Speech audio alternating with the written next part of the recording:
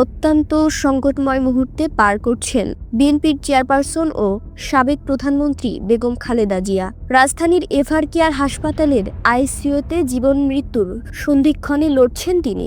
দীর্ঘ 17 বছর পর দেশে ফিরে মায়ের এই জটিল অবস্থায় হাসপাতালে ছুটে গেছেন ভারপ্রাপ্ত চেয়ারম্যান তারেক রহমান।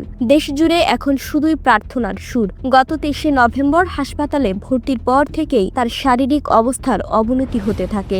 28শে ডিসেম্বর সকালে খালেদা জিয়ার ব্যক্তিগত চিকিৎসক ডক্টর AZM জাহিদ হোসেন জানিয়েছেন, ম্যাডামের অবস্থা অত্যন্ত জটিল এবং ক্রিটিক্যাল।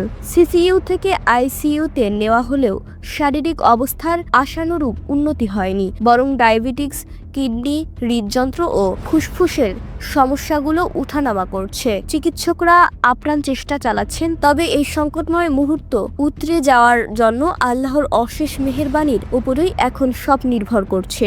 রাজনৈতিক বিশ্লেষকরা বলছেন, তারেক রহমানের এই স্বদেশ প্রত্যাবর্তন ছিল আনন্দঘন, কিন্তু মায়ের অসুস্থতা সেই আনন্দে গভীর বিষাদের ছায়া ফেলেছে।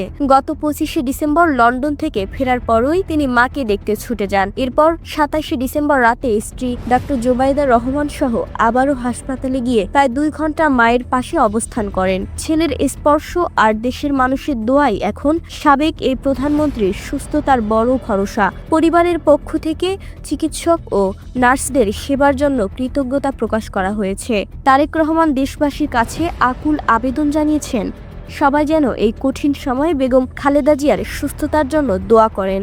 আপনার মতামত কি? কমেন্টে জানান এবং নতুন আপডেট পেতে এখনই সাবস্ক্রাইব করুন আমাদের চ্যানেলটি এবং পাশে থাকা বেল আইকনটি ক্লিক করতে ভুলবেন না।